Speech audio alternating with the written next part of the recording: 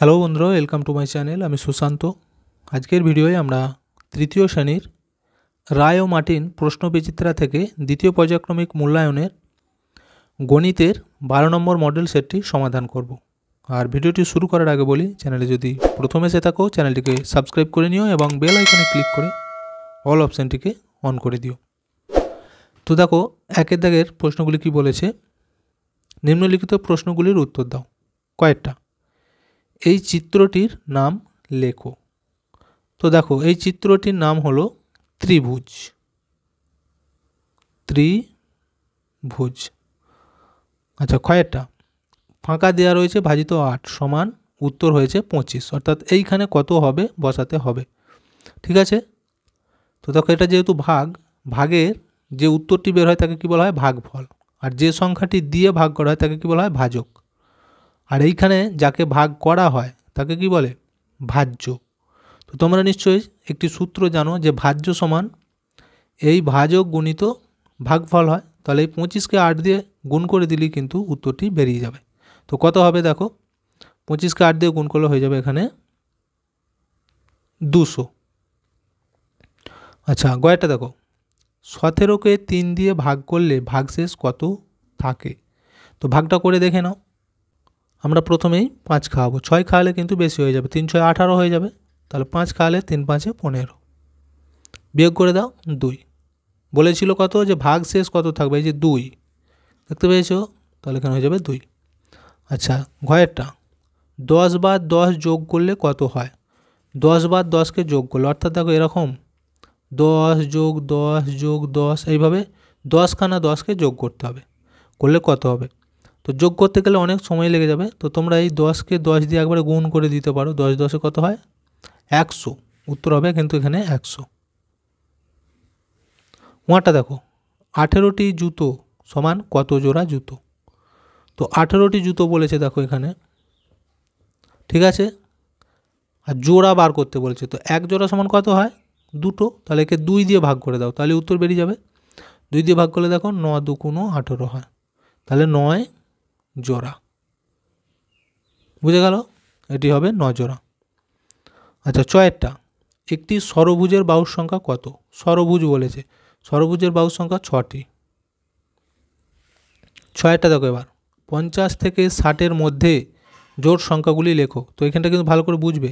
কি বলেছে? 50 থেকে 60-এর মধ্যে বলেছে, তার মানে 50 আর 60 এই দুটো বাদ দিয়ে ওদের মাঝেতে যে সংখ্যাগুলো পাবো, কোনগুলো কোনগুলো হবে দেখো আমি এখানে লিখে দিচ্ছি।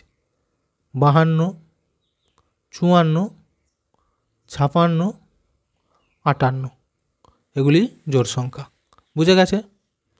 এরপর দেখো 2 দাগের কি বলেছে, নিম্নলিখিত প্রশ্নগুলির উত্তর দাও। যোগ করতে দিয়েছে টাকা পয়সা। তো এটা আমি আগে খাতায় টুকে নিই। দেখো কত হবে যোগ করলে, এখানে 0 0 0, তাহলে এখানে 0ই হবে।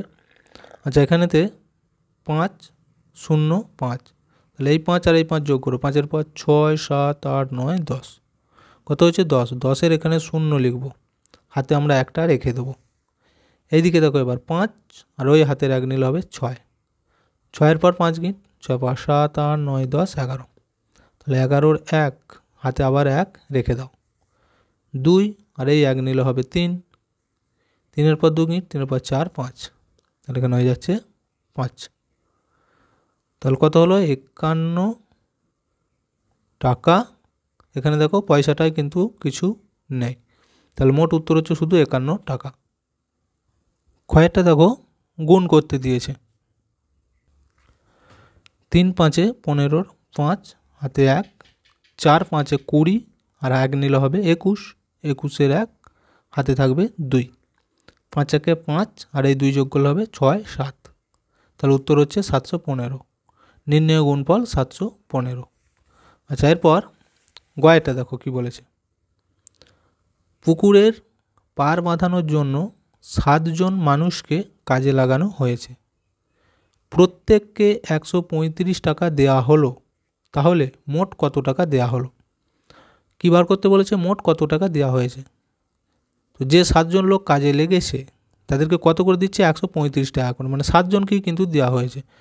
তাহলে উত্তরটি আমরা কীভাবে বার করবো? যেহেতু সমান সংখ্যায় দেওয়া হচ্ছে, 135কে 7 দিয়ে গুণ করে দাও। দেখো গুণটা করব, 5 7 35-এর 5 হাতে 3, 3 7 21 আর 3 21-এর পর 22 23 24, 24-এর 4 হাতে 2, 7 1 7 আর 2 9, কত হলো 945 টাকা। তাহলে এখানে লিখতে হবে যে 7 জনকে মোট 945 টাকা দেওয়া হলো। এটাই উত্তর।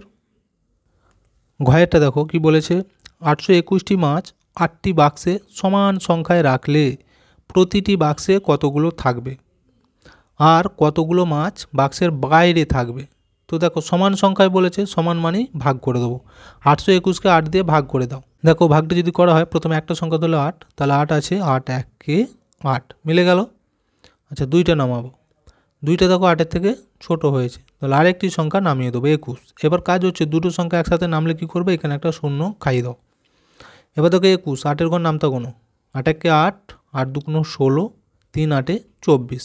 তো এখানে 21 আছে, বেশি হয়ে যাবে 3 খাওয়ালে, তাহলে আমরা কি করব 2 দেবো, 8 2 16। এবার দেখো বিয়োগ করব, 6 থেকে 11, 6 পর 7 8 9 10 11, 5 গিঁটে হাতে থাকবে 1, 1 রেখে 2 মিলে গেল 0। তাহলে দেখো এখানে 5, এখানে আছে 8, আর কিন্তু ভাগ করা যাবে না কারণ এটা ছোট হয়ে গেছে, তাই তো। এবার আমাদের কি উত্তরটি চেয়েছিল, দেখো বলেছিল যে প্রতিটি বাক্সে কতগুলো থাকবে। তাহলে উত্তর লিখতে হবে, দেখো এই যে মাথার উপরে এই যে প্রতিটি বাক্সে 102টি করে মাছ থাকবে। আর কি বলেছিল, কতগুলো মাছ বাক্সের বাইরে থাকবে। দেখো বাইরে কোনগুলো থাকবে, তাহলে এই যে 5টি। তাহলে এখানে উত্তরটি লিখতে হবে যে বাক্সের বাইরে থাকবে 5টি মাছ। উয়ারটা দেখো কি বলেছে, 29 ভাজিত 3। এখানে বলেছে যে ভাজ্য ভাজক ভাগফল ও ভাগশেষ লেখো ভাগটাকে করার পর। তাহলে দেখো কিভাবে করব। দেখো প্রথমে যদি একটা সংখ্যা ধরি 2, এখানে আছে 3, তাহলে ছোট হচ্ছে, আমরা দুটো সংখ্যাকে একসাথে ধরে নেব। তাহলে 29, 3-এর ঘর নামতা গুনে দেখো, 3 1-কে 3, 3 2 6, 3 3-কে 9, 3 4-এ 12, 3 5-এ 15, 3 6-এ 18, 3 7-এ 21, 3 8-এ 24, 3 9 27, 3 10-এ 30। তো 10 খাওয়ালে দেখো বেশি হয়ে যাবে, তাহলে আমরা 9 খাওয়াবো, 3 9 27। এবার আমরা এখানে বিয়োগটি করে দেবো। দেখো 7 থেকে 9, 7-এর পর 8 9 2 গিঁটে। এবার দেখো আমাদের যেগুলি বলেছিল, এই দেখো যে সংখ্যাটিকে ভাগ করা হয় তাকে বলা হয় ভাজ্য। তাহলে এখানে ভাজ্য কত, এই 29।